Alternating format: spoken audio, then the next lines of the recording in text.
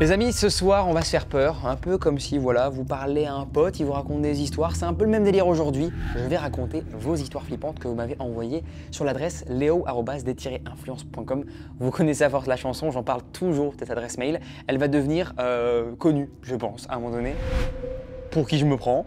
Moi et mes vidéos de merde. On a plein de témoignages, on a beaucoup de paranormal. N'hésitez pas alors, évidemment, si vous avez vécu des expériences un petit peu qui n'ont aucun rapport avec le paranormal, à m'envoyer ces histoires, des rencontres avec des stalkers. Voilà, si vous avez vécu des trucs qui n'ont pas trop de rapport avec des maisons hantées, je suis preneur. Des rencontres avec des extraterrestres. Ou même votre père est un potentiel tueur en série. Pourquoi pas? Envoyez-moi toutes ces histoires-là, les plus réelles possibles que vous avez vécues, car souvent, c'est les plus effrayantes. Mais quand même, le paranormal reste quand même dans un pourcentage de flip quand même assez élevé. Rien à voir du tout, mais n'hésitez pas dans les commentaires à me poser des questions que vous aimeriez savoir sur moi, enfin du moins des réponses plutôt. Moi évidemment j'y répondrai en vidéo dans une prochaine vidéo que je tournerai soit en forêt, enfin dans un lieu flippant.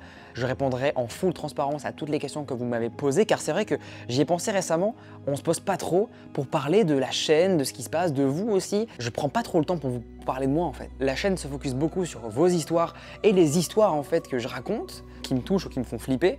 Mais j'aimerais là vraiment me livrer beaucoup plus à vous, qu'on se connaisse un peu plus quoi finalement. Car c'est vrai que quand les abonnés viennent, on échange beaucoup sur nos vies respectives, mais je le fais pas vraiment à vous, les gens qui regardez aussi les vidéos. Donc voilà, j'attends toutes vos questions les amis dans les commentaires les plus pertinentes. Les amis, on va passer, j'ai l'impression maintenant, j'ai pas l'impression, c'est qu'on va le faire à la première histoire. Salut Léo, je prends aujourd'hui le temps de t'écrire mon histoire après des années à être incapable d'en parler.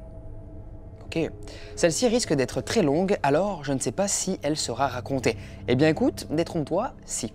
C'est pas grave, même si vos histoires sont très longues, elles seront quand même racontées, en tout cas du moins si elles sont intéressantes. Car précision, les histoires ne sont pas maintenant sélectionnées par moi-même, ma personne, mais par Christian, mon agent, qui prend le temps maintenant voilà, de sélectionner les histoires. D'ailleurs les amis, on envoie de la grosse force à Christian dans les commentaires. C'est un bon de ouf, il m'aide de fou pour les vidéos, car tout seul, comme on carbure en ce moment, je serais en burn-out, littéralement. C'est impossible de faire tout seul, quoi. Donc merci à lui. Je tiens également à préciser que je souhaite garder mon anonymat, car cette histoire n'implique pas que moi, et j'en ai que très rarement parlé. Je ne souhaite donc pas être reconnu. Ça marche, on respecte ton choix. J'ai 21 ans à l'heure où je te parle, et cette histoire commence déjà à dater de plusieurs années. Mais elle s'étale sur plusieurs années, car j'ai finalement eu des réponses à certaines questions. Je tiens également à t'informer sur ma personnalité, ce qui pourrait peut-être t'immerger un peu plus dans mon récit. J'ai toujours été une enfant très ouverte d'esprit, calme, plutôt discrète et surtout très sensible à tout ce qui m'entoure. Mais je suis aussi très rationnel et j'essaie toujours de trouver une explication aux événements que je vis. Je ne crois pas spécialement au paranormal, mais ces événements m'ont sincèrement remise en question. J'ai une fâcheuse tendance à prendre les choses à cœur et à cogiter pendant des jours, des mois, voire des années. Il faut savoir aussi que je n'ai pas beaucoup été élevé par mes parents car ils travaillaient beaucoup. J'ai donc été placé chez ma grand-mère jusqu'à qu'elle tombe gravement malade. Ensuite, c'est mon grand frère qui a pris le relais, nous avons 13 ans d'écart. C'est avec ces deux personnages que j'ai partagé les plus beaux moments de ma vie. C'est eux qui m'ont inculqué ce que je suis aujourd'hui. J'avais donc une relation très fusionnelle avec ma grand-mère, qui était le centre de mon monde jusqu'à son départ. Mon frère a pris le relais à mes 14 ans et nous avons eu une relation plus que fusionnelle. Nous étions tellement proches qu'il m'a presque élevé comme sa fille. C'est la raison pour laquelle je ne parle que de mon frère dans mon récit. Cet événement commence quelques temps avant le décès de ma grand-mère. Mon frère venait d'acquérir un restaurant et, assez admiratif de lui, j'ai souhaité participer à son développement. Le restaurant se trouvait sur la côte en bord de mer. C'était un très vieux bâtiment qui avait déjà traversé les deux guerres. J'avais 13 ans lorsque je participais déjà au bon fonctionnement de l'établissement en faisant du service au bar et en salle, dans l'idée de me former. Au début, mon frère vivait dans le restaurant par manque de moyens. Alors nous logions au 3e étage, dans l'ancienne partie hôtel qui n'était plus exploitée.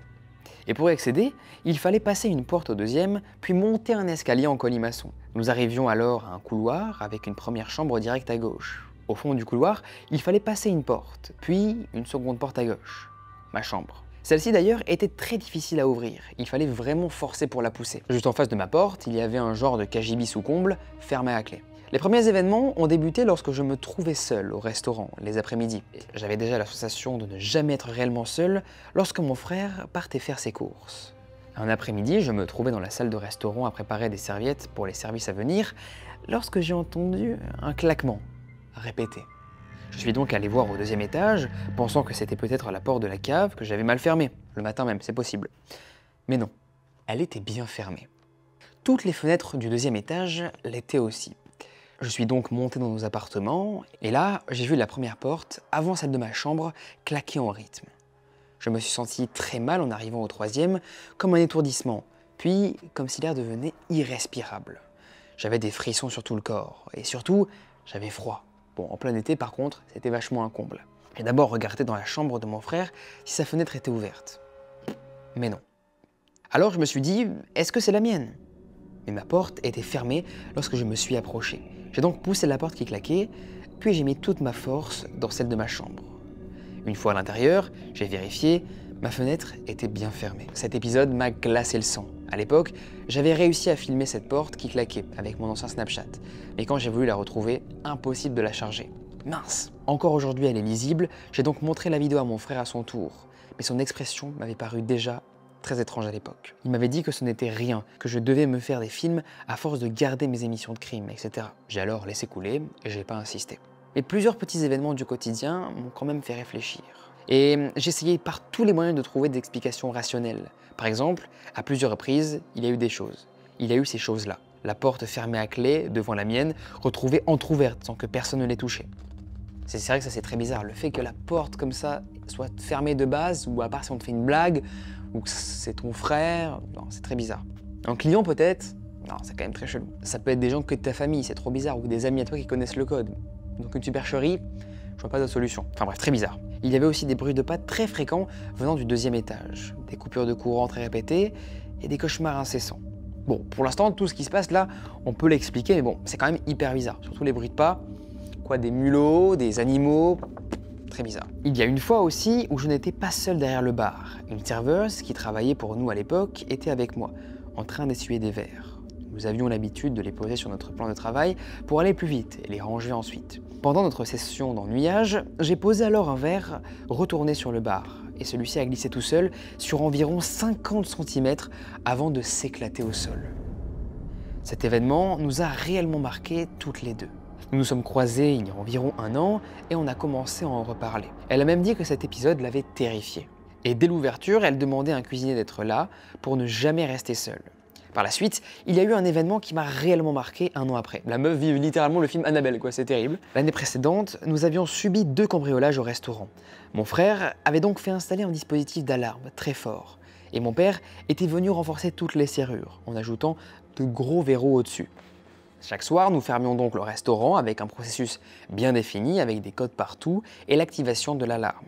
Un soir, mon frère alors a décidé de partir dormir à l'hôtel avec son compagnon. Je devais donc assurer seul la fermeture du restaurant et garder son chien avec moi. Il faut savoir qu'après les cambriolages, mon frère avait acheté une arme de sécurité, légale évidemment et déclarée. Avant de partir, il m'avait expliqué comment l'utiliser en cas de besoin. La première balle était à blanc et les autres étaient des balles à gaz. Ce soir-là, je rentre donc de la promenade avec le chien. J'attends que tout le personnel parte, puis j'appelle mon frère en FaceTime pour qu'il voie avec moi que je ferme bien tout.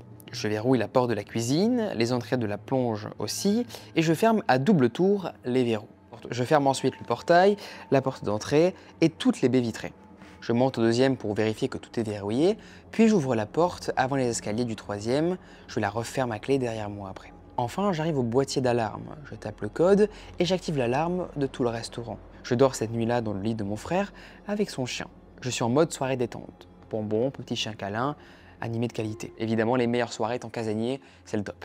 Et vers 3 h du matin, le chien, un petit Jack Russell, qui dormait roulé en boule sur l'oreiller d'à côté, se redresse d'un coup. Il se met à grogner et à montrer les dents. Ce n'était absolument pas dans ses habitudes. Je le réprimande et lui demande de se recoucher. Mais il ne se calme pas. Son poil s'est même hérissé. Et d'un coup, il s'est figé. C'est là que j'ai commencé à entendre des bruits vraiment bizarres. Pour te donner une image, on aurait dit qu'on était en plein service. Des bruits de chaises qu'on tirait, un brouhaha, comme si le restaurant était rempli de gens. Oh. What the fuck? Ma première pensée a été, bon ok, je suis en train d'halluciner, je suis sûrement en train de rêver, c'est pas possible. Ou alors, je me suis rendormi, il est 13 h, le service a commencé et je me suis loupé. Mais non, il était bien 3 h du matin et le chien avait bien réagi. Le plus étrange, c'est que l'alarme ne s'était pas du tout déclenchée. Or, en cas d'intrusion, elle active un micro avec un interlocuteur qui nous demande un code. Et nous n'étions que 3 à connaître ce code, différent du code d'activation. Alors, j'ai sûrement eu la réaction la moins safe. J'ai pris l'arme, mon téléphone, et j'ai enfermé le chien dans la chambre par peur qu'il lui arrive quelque chose. Puis, j'ai descendu les escaliers, très courageuse. Devant la porte, mon sang n'a fait qu'un tour. J'ai vu que l'alarme était désactivée. Et j'étais pourtant certaine de l'avoir mise en présence de mon frère via FaceTime. Je l'ai appelé, mais il n'a pas répondu. Normal, il est 3 h du matin. Alors, j'ai déverrouillé la porte pour descendre, arme pointée devant moi. Et là, c'était comme si le brouhaha que j'avais entendu était toujours là, mais au loin, un bruit étouffé, comme si beaucoup de gens parlaient, mais dans une autre pièce. J'ai décidé alors de tirer la première balle vers le second escalier. Je me suis dit, si quelqu'un est là, il va sûrement fuir. Le bruit s'est arrêté net. Comme si l'impact sonore de la balle avait brisé une ambiance. J'ai couru en bas, pensant surprendre un cambrioleur, appeler la police, faire un signalement. Et heureusement ou malheureusement, je ne sais pas, il n'y avait absolument personne. Et c'était un silence total, un calme presque effrayant. J'ai alors redéverrouillé toutes les portes pour vérifier chaque pièce au restaurant. Tout était désert. La seule chose troublante, l'alarme avait bel et bien été désactivée. C'est trop chelou, mais comment c'est possible? Parce qu'une entité ne peut pas désactiver une alarme. Est-ce qu'une entité peut désactiver une alarme par son énergie? Étrange quand même. Quand mon frère m'a rappelé quelques minutes plus tard, après avoir émergé de son sommeil, je lui ai tout expliqué dans les moindres détails. Je lui ai même dit que j'avais tiré avec son arme. Il m'a dit de garder mon calme, disant que c'était sûrement la fatigue qui jouait des tours. Mais ce qui m'a vraiment paru étrange, c'est qu'il ne m'a pas grondé. Il ne m'a pas reproché d'avoir tiré, ni d'être descendu seul, alors que ça aurait pu être un cambrioleur. Mon frère est ultra protecteur. Normalement, il m'aurait engueulé en me disant que j'étais inconsciente et irresponsable. Mais là, rien. On a refait toute la procédure de fermeture ensemble, puis je suis retourné me coucher. J'ai essayé d'en reparler avec lui à son tour, mais c'est clairement un sujet tabou. À chaque fois que je ramenais la discussion sur ce soir-là, il devenait froid, tendu et assez distant. C'est comme s'il savait quelque chose. Peut-être qu'il voulait me protéger. Peut-être qu'il savait ce qu'il se passait, mais il préférait me laisser dans l'ignorance. Mais je n'ai jamais eu de réponse. Après ça, il y avait toujours des petits bruits, des cauchemars, mais c'était devenu assez banal.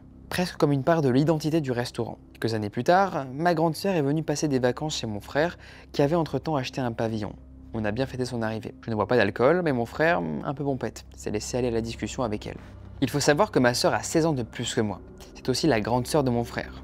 Et comme elle vivait loin, à plus de 800 km, c'est à elle qu'il se confiait sur ces sujets, entre guillemets, d'adultes, à l'époque où j'étais encore trop jeune. Ce soir-là, j'ai appris que mon frère pourrait être à l'origine des événements du restaurant. En effet, avant de le racheter, il y avait déjà travaillé comme chef de cuisine. Il vivait cette époque dans un appartement loué par un ami de mon père. Il m'est arrivé d'y aller, et même si j'étais assez jeune, j'ai vécu des choses aussi étranges là-bas. Je n'avais jamais vu des terreurs nocturnes auparavant, mais dans cet appart, j'en ai fait. Je faisais énormément de cauchemars.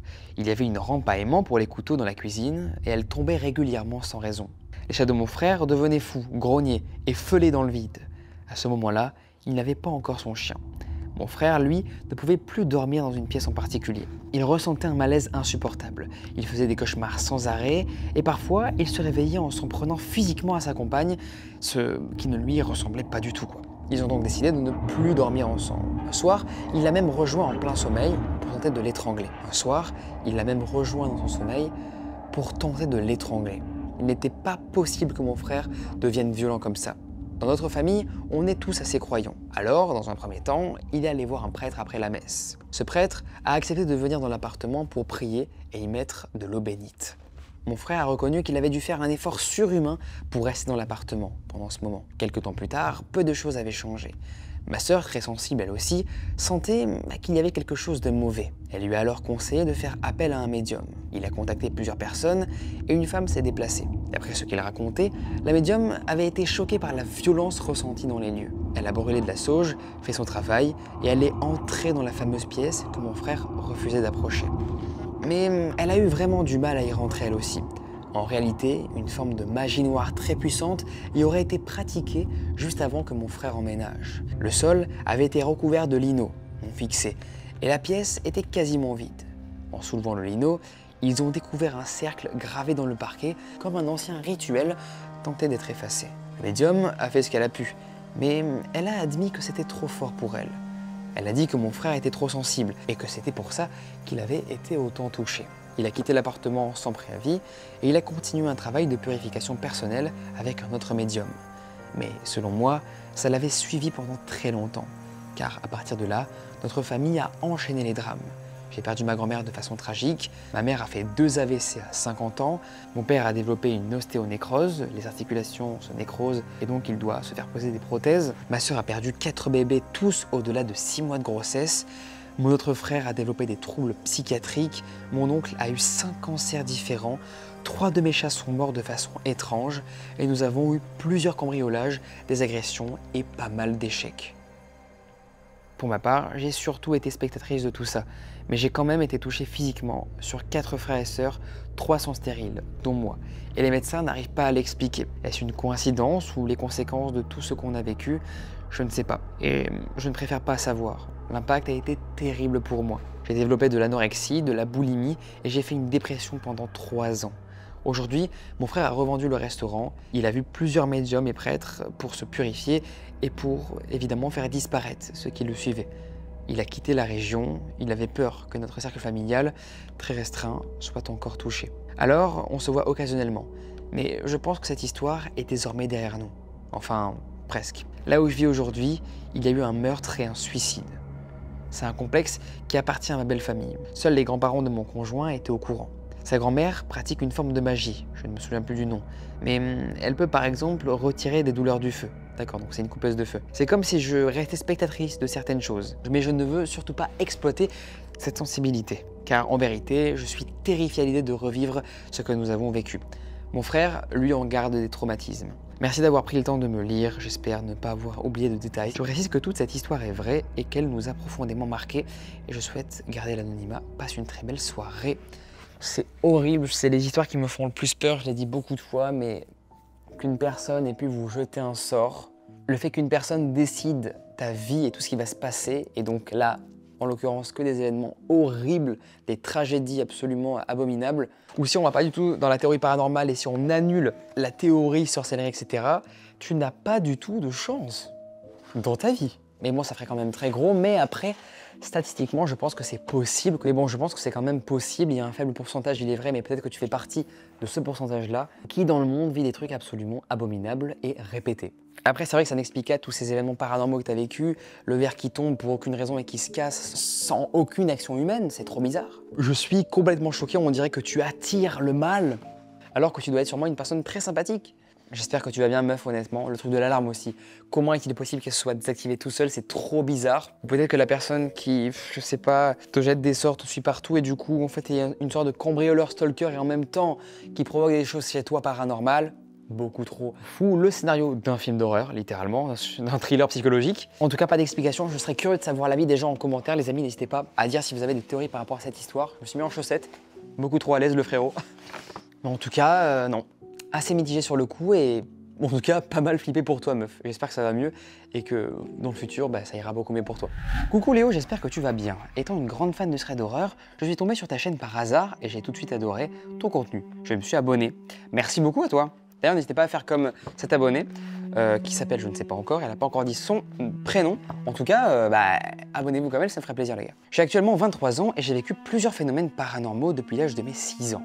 Aujourd'hui, je vais te raconter une histoire qui m'est arrivée lorsque j'en avais 16. Mais je m'en souviens comme si c'était hier, tellement on dirait un scénario de film d'horreur. Je souhaite garder l'anonymat, alors si c'est possible de m'appeler par un autre nom, tu peux m'appeler Marie si tu veux. Ok Marie. Tout a commencé lorsque mes parents et moi avons décidé de partir en vacances en Auvergne. Destination pas faux folle, même MDR, mais bon, pourquoi pas. Quand nous sommes arrivés, nous nous sommes retrouvés face à une maison entourée uniquement de champs de maïs. Le propriétaire nous a remis les clés, nous devions y rester une semaine.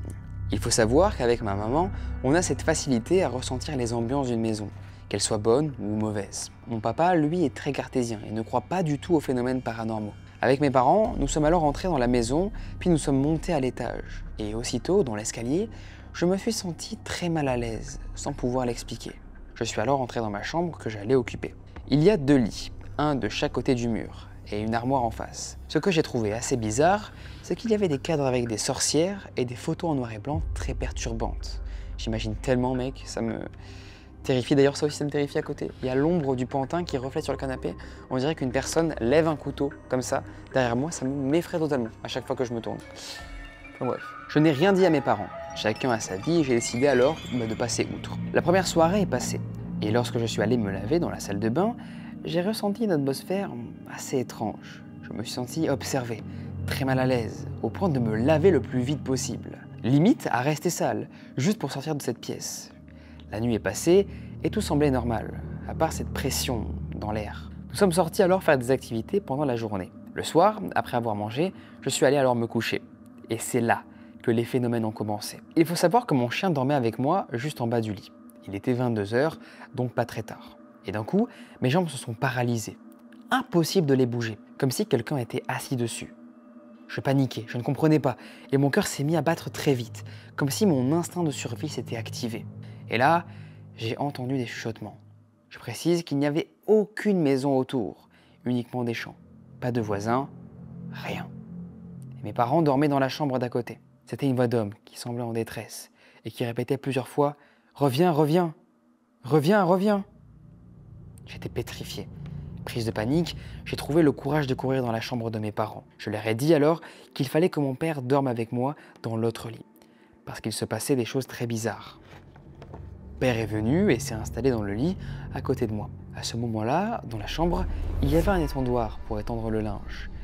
Et on a entendu un énorme boom, comme si quelqu'un avait mis un coup de pied dedans. Premier réflexe, regarder si le chien avait bougé. Mais non, il était toujours à sa place, à côté du lit. Mon père s'est levé, choqué lui aussi, et a essayé de me calmer. Il m'a dit de me rendormir, que ce n'était sûrement rien, toujours très rationnel. Mais dans la nuit, la télé s'est allumée toute seule. La machine à laver s'est déclenchée toute seule dans la salle de bain. Des bruits ont commencé, et le chien à côté du lit pleurait et faisait des bruits étranges, comme s'il avait peur. J'ai passé une nuit affreuse sans pouvoir dormir. Le matin, ma mère nous a raconté qu'elle aussi avait très mal dormi.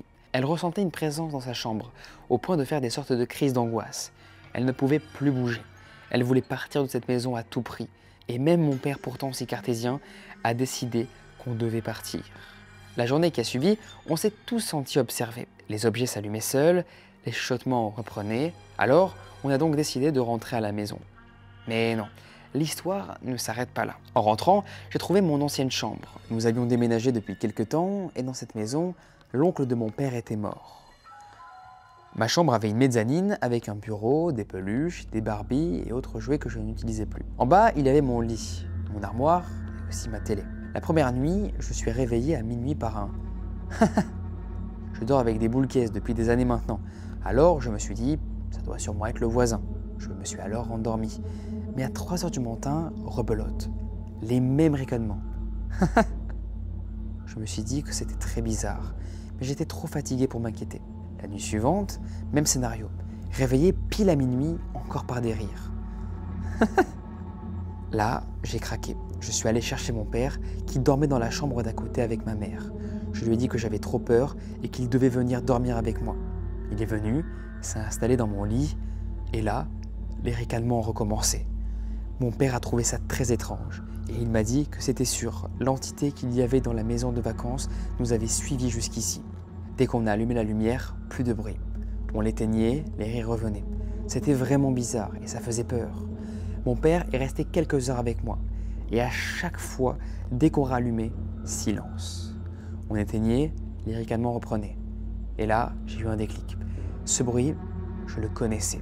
Je me rappelais d'une Barbie que mes parents m'avaient offerte quand j'avais 8 ans. Elle ne s'était jamais déclenchée toute seule avant. Et surtout, il fallait appuyer dans son dos pour qu'elle fasse ce bruit. Alors pourquoi maintenant? Pourquoi tout cela s'était déclenché après ce séjour étrange? En comprenant ça, j'ai récupéré alors la Barbie. Et mon père, tellement terrifié, lui a arraché la tête et a enlevé les piles. Il a mis la poupée dans un sac et l'a jetée à la benne à ordures du lotissement. Il m'a dit qu'il avait trop peur qu'elle fasse comme Chucky. Une fois la poupée jetée, les bruits se sont arrêtés. Nous avons vécu d'autres phénomènes paranormaux dans cette maison, comme dans la suivante. Je pense que j'ai un certain don malgré moi, qui me rend sensible à tout ça. Ce sera avec plaisir que je raconterai d'autres histoires, avec grand plaisir meuf. Je voulais vraiment partager celle-ci, surtout que mon père, qui ne croit normalement à rien, en parle encore très souvent. Et ça c'est génial parce que le fait que ton père soit rationnel, d'un côté ça crédibilise évidemment plus ton histoire, mais aussi t'es pas folle quoi. T'entends comme lui aussi, t'as pas halluciné, il n'y a rien de psychiatrique évidemment, donc ça crédibilise de fou le truc. Il m'a d'ailleurs confié, il y a quelques années, qu'il avait eu la peur de sa vie dans cette maison. Il n'avait pas voulu me le dire avant pour ne pas m'inquiéter davantage. J'espère que cette histoire t'a plu. Je te souhaite une très belle journée. Bisous, bisous à toi aussi. Merci infiniment pour avoir pris le temps encore une fois. Merci les amis de prendre le temps d'écrire d'aussi longs pavé que ça. Beaucoup de choses à dire, si ce n'est pas tellement en soi. La poupée, est-ce que ça n'aurait pas pu être un bug électronique? Si on va dans le rationnel, si on va pas dans le rationnel, est-ce que l'entité ne se serait pas matérialisée ou du moins ne serait pas rentrée dans cette poupée? Peut-être. Et du coup, l'aurait fait parler, un enfant qui rigolerait ou qui voudrait entrer en communication avec toi. Si on va dans le paranormal, j'opterais plutôt pour ça. Mais en tout cas, très badant. J'avais vécu une histoire similaire un peu comme ça, avec un objet un peu bizarre qui s'était mis à s'allumer pendant la nuit et qui pouvait s'allumer que si on le touchait physiquement. Et même quand je me suis réveillé, j'ai vu en fait que ce jouet, je l'ai reconnu dans une vidéo abonnée. J'avais fait un cauchemar bizarre cette nuit-là et je me souviens qu'une personne m'avait attrapé. Hop, je me réveille, ça sonne. Et je me rends compte en fait que sur le jouet, il y a marqué Game Over, comme si une personne avait joué avec ce jouet pendant la nuit et avait fini la partie. Alors que le jouet était bien dissimulé à un endroit un petit peu improbable, enfin du moins pas trop facile d'accès, donc c'est bizarre, j'aurais pas pu moi mettre un coup et hop, sans faire exprès, appuyer sur le jeu et déclencher une partie. Donc très bizarre. Je comprends du coup ce truc-là un peu flippant avec des jouets, donc je n'ai pas totalement de réponse, si ce n'est que j'espère pour toi que c'est un bug. Après voilà, tous les événements bizarres que tu as vécu, pas trop explicables. Ton père rationnel qui y croit maintenant à tout ça, c'est très bizarre. Évidemment, on invite les gens à théoriser dans les commentaires. On passe du coup à la prochaine histoire, les amis, si vous le voulez bien. Allez, c'est parti. Bonjour Léo, j'ai découvert ta chaîne récemment et j'adore tes vidéos, merci beaucoup. Je m'appelle Marielle et j'ai 23 ans. Avant de commencer mon histoire, il est important de préciser que ma famille a toujours été très sensible au paranormal. Mon père est très spirituel et ressent les énergies. Un jour, ma sœur a lancé tout naturellement, au cours d'un repas, qu'elle entendait des voix avant de s'endormir. Des voix qui parlaient entre elles, mais jamais à elle. Elle était convaincue que c'était normal, que tout le monde entendait des voix avant de dormir. Et ça ne l'avait jamais effrayée. Mon frère jumeau, lui, quelques mois plus tard, a demandé à mon père pourquoi chaque nuit, il descendait les escaliers, allait jusqu'à sa chambre, puis jusqu'à la mienne, avant de continuer à celle de ma sœur et de remonter à l'étage. Mon père a été surpris et lui a répondu qu'il ne faisait jamais ça. Pourtant, mon frère entendait ses pas chaque nuit et voyait même une ombre passer devant sa porte. Ça m'a terrifié, mais passons à l'histoire principale. J'avais environ 10 ans ou 11 ans. Mes parents venaient de se séparer. Mon père avait déjà quitté la maison depuis quelques semaines. Je vivais encore chez ma mère avec mon frère jumeau et ma grande sœur. Elle avait 14 ans. Un soir, où ma mère était sortie, ma sœur a invité des amis à la maison. Ils ont fabriqué une planche de Ouija artisanale en écrivant une lettre et les mots sur un morceau de carton. Très mauvaise idée ça déjà. Mon frère et moi étions terrifiés, donc nous sommes restés cachés dans sa chambre toute la soirée. Rien ne s'est passé ce soir-là, mais tout a dérapé par la suite. Évidemment, ils ont ouvert une porte qu'ils ne devaient pas ouvrir. Ah, c'est terrible de faire ça. Ne faites pas ça les amis, ne faites surtout pas ça. Quelques jours plus tard, nous rentrions de chez mon père. Ma sœur, son copain, mon frère et moi. À notre arrivée, ma sœur est descendue dans sa chambre pendant que les garçons jouaient au foot au sous-sol. Moi, j'étais simplement au rez-de-chaussée, devant la télé. Soudainement, j'ai entendu quelqu'un monter les escaliers en courant. Je me suis retourné et j'ai vu ma sœur en larmes, complètement paniquée. J'étais choqué. Ma sœur ne pleurait jamais. Je me suis alors précipité vers elle, complètement confuse, pendant qu'elle s'était disputée avec son copain. Elle ne parvenait pas à parler. Elle s'est dirigée vers la cuisine, a saisi son ordinateur et a tapé sur Google « Attaque paranormale ». Je me souviens de la peur qui m'a envahi en lisant par-dessus son épaule. Je continuais alors à lui poser des questions. Je lui ai dit que j'allais appeler notre père pour qu'il fasse demi-tour car notre mère n'était pas là. Finalement, elle m'a raconté qu'elle était assise sur son lit, tranquillement sur son téléphone. Quand elle a vu, du coin de l'œil, la couverture bouger. Puis elle a été violemment poussée sur le côté. Elle s'est immédiatement enfuie en courant, en pleurs. À partir de ce moment-là, je n'ai plus dormi seul. J'ai passé toutes mes nuits avec mon frère. Ensuite, des choses bizarres ont commencé à se produire. Une radio, à l'étage, s'allumait toute seule au milieu de la nuit, presque chaque nuit. Même une fois débranchée, elle continuait à faire du bruit. Parfois, c'était le système d'alarme qui se mettait à sonner en pleine nuit, sans explication. Un jour, mon frère, ma sœur et moi étions dans la cuisine, et mon frère a lancé quelque chose comme « Ta entité de merde !» Immédiatement, une canette de Pepsi vidée, posée sur le comptoir, s'est élevée dans les airs avant d'être projetée violemment sur lui.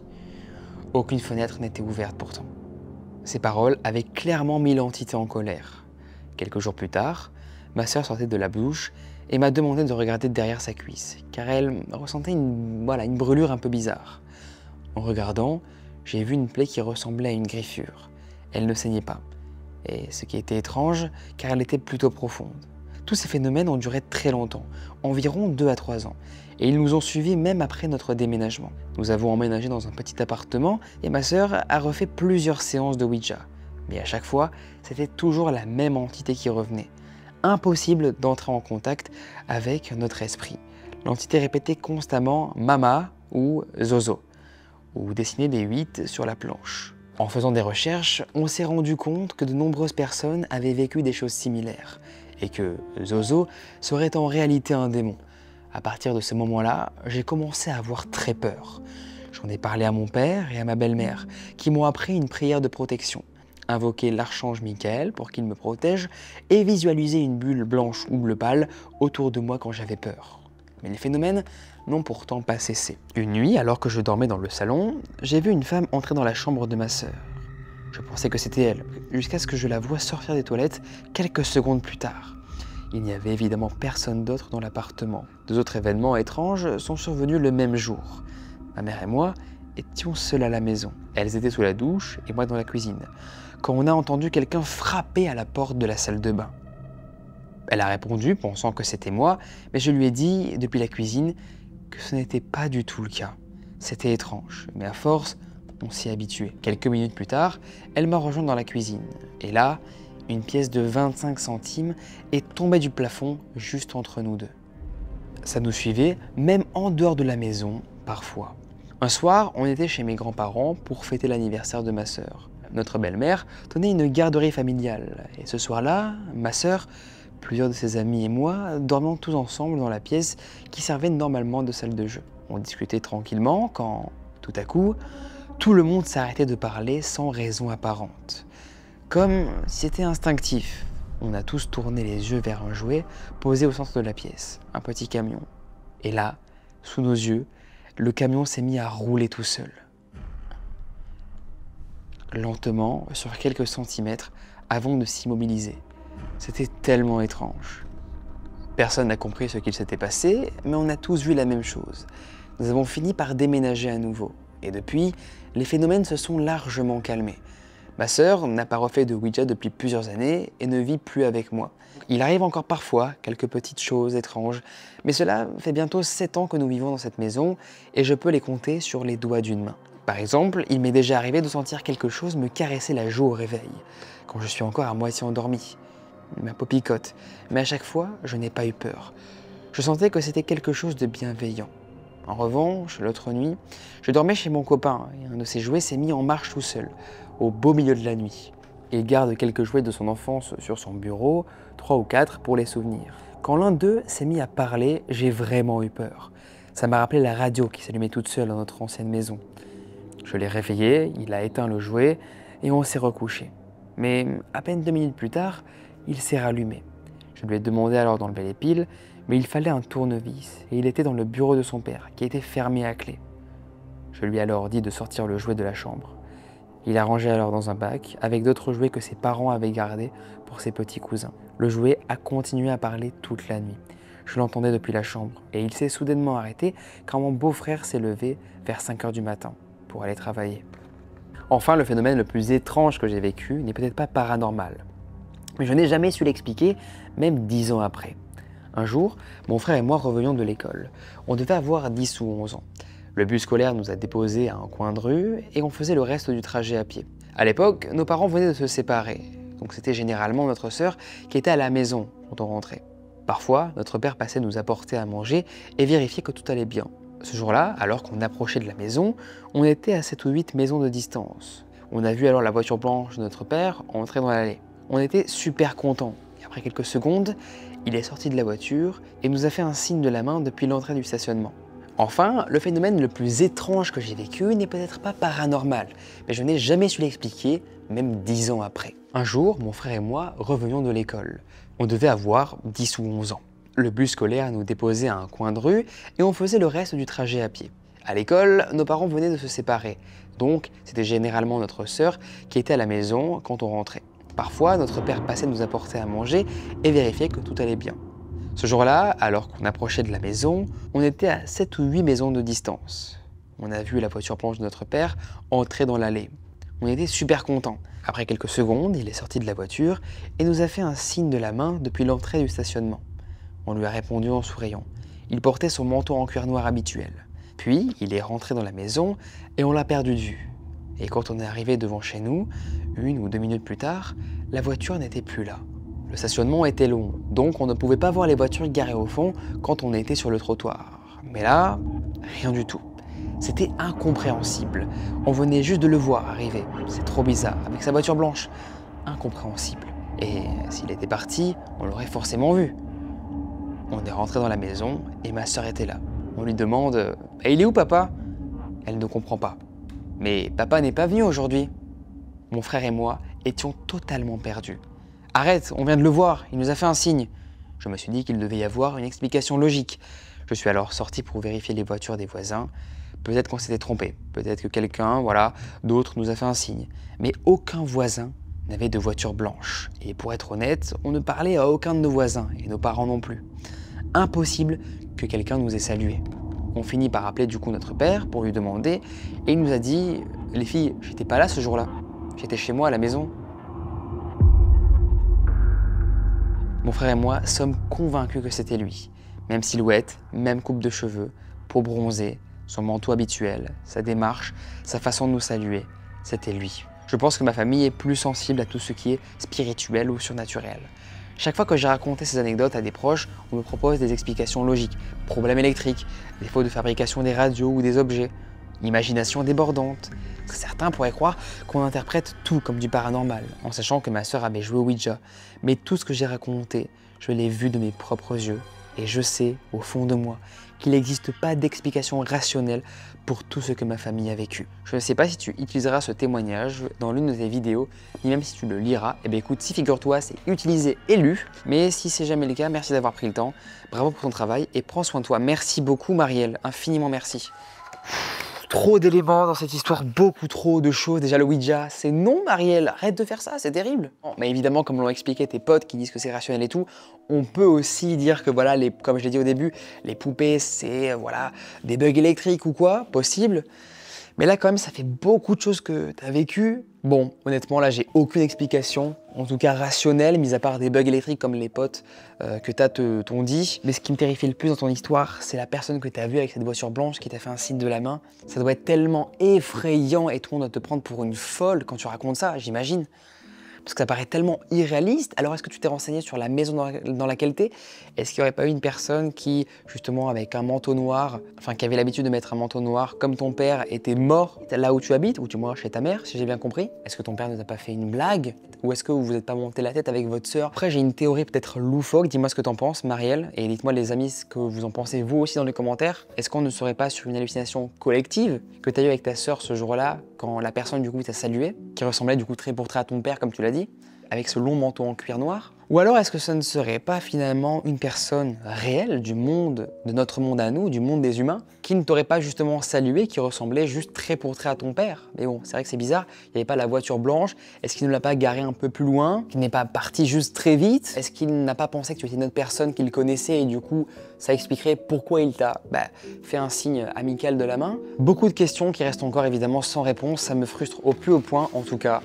Encore une fois, dans ce genre de format, on espère que tu vis plus rien de flippant comme ça. Même si apparemment, tu es très connecté à ça et force à toi. Je peux rien te dire d'autre que ça.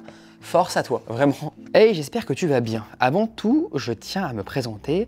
Pour préserver mon anonymat, je serai Blanche et j'ai bientôt 24 ans. J'ai vécu dans 3 logements différents où j'ai connu dans chacun une expérience très particulière. Ce n'est pas vraiment une histoire d'horreur que je viens te raconter dans ce message, mais plutôt quelque chose d'assez paranormal. C'est fou les amis, on n'a que des histoires paranormales. Là on n'a pas une histoire un petit peu glauque, vécue avec un humain un peu chelou. Là c'est vraiment full paranormal, mais j'adore tout autant ça, c'est assez cool.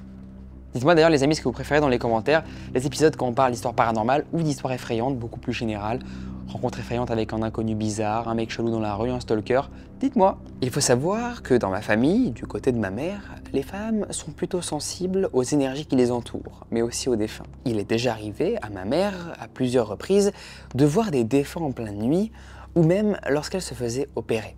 Mais j'y reviendrai plus tard. En ce qui me concerne, ma première vraie expérience s'est déroulée en mai 2008, alors que je n'avais pas encore 7 ans. J'en ai bientôt 24 maintenant.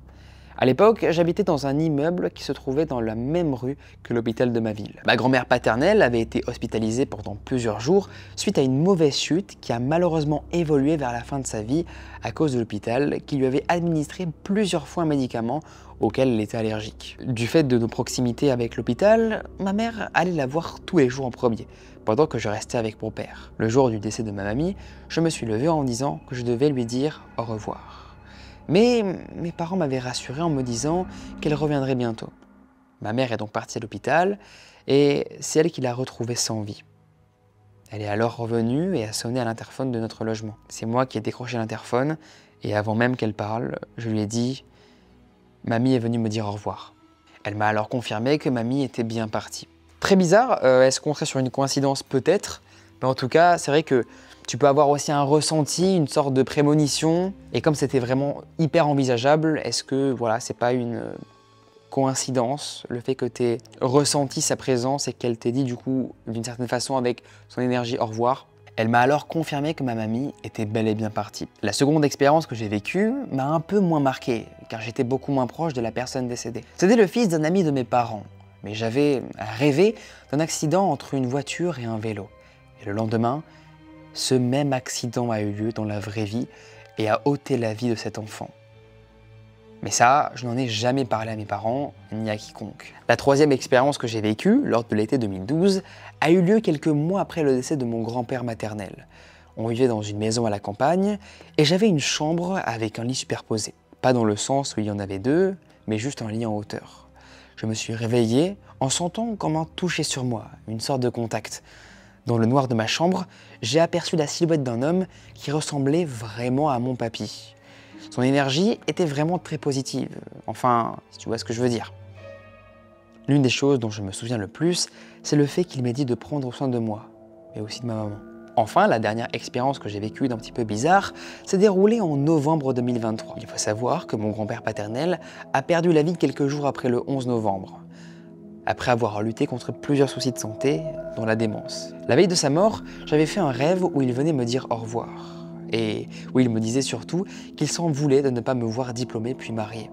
Le lendemain soir, on nous a appelés pour nous dire qu'il était parti.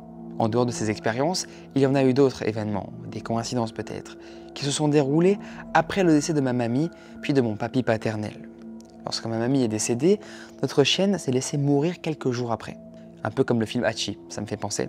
Lorsque ma mamie est décédée, puis, après celui de mon papy, nous avons perdu notre chien quelques semaines plus tard, tombé soudainement malade. Je ne saurais dire si c'est lié ou non, mais j'imagine que oui. J'ai aussi une certaine affinité avec les esprits, si je peux oser dire cela ainsi. Depuis 2018, on habite dans une vieille maison qui a été détruite lors de la Première Guerre mondiale. Et depuis notre emménagement, je ne cesse d'entendre des pas, des paroles ou de sentir des présences. Ma mère me confirme mes impressions, ce qui me rassure, même si parfois ça me fait peur. Surtout lorsque je vois une silhouette dans un coin de ma chambre. C'est notamment pour cela que j'accroche un attrape-rêve que je suis obligé de changer chaque année, car ils finissent toujours par se casser au bout de quelques mois. Mais les gars, vous vivez des trucs de fou. J'ai du mal à y croire carrément là, ça devient fou quoi. Toutes les personnes là qui ont raconté des histoires, qui m'ont envoyé, venez dans un format abonné. On se raconte des histoires paranormales parce que là c'est fou quoi.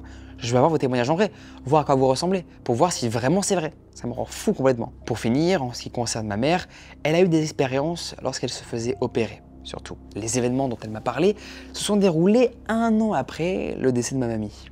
Elle a dû se faire opérer sous anesthésie générale et il y a eu plusieurs complications après ça. Elle se souvient d'avoir vu mamie et celle-ci lui aurait dit que ce n'était pas encore son heure, qu'elle devait s'occuper de son époux, mais surtout de sa fille. Ce témoignage, elle ne m'en a parlé que récemment, lorsqu'un jour, en tirant les cartes de tarot, on parlait de nos expériences paranormales. En tout cas, j'espère que cela pourra permettre à d'autres de se reconnaître s'ils ont déjà vécu des expériences similaires. Et je te remercie d'avance si tu racontes mon histoire. Merci pour tout ce que tu nous permets de découvrir via tes vidéos. Merci, belle journée. Merci à toi beaucoup. C'est adorable, Blanche. Encore une fois, très peu de théories par rapport à ça, finalement. Tu vis comme la plupart des personnes qui ont raconté une histoire aujourd'hui, des événements qui ne sont littéralement pas explicables, ou du moins si peut-être, mais on serait du coup sur des potentielles intuitions ou ressentis, mais rien de paranormal ou des coïncidences. Mais bon, quand même, qui sont pas mal, là. À force d'en accumuler, tu te dis c'est plutôt des coïncidences. Mais quand même, il y a, je pense, si on fait de la chimie un petit peu ou des statistiques, je pense que c'est possible en vrai que tu aies vécu tous ces événements, que tu aies pu entre guillemets les prédire ou les ressentir sans forcément que ce soit paranormal.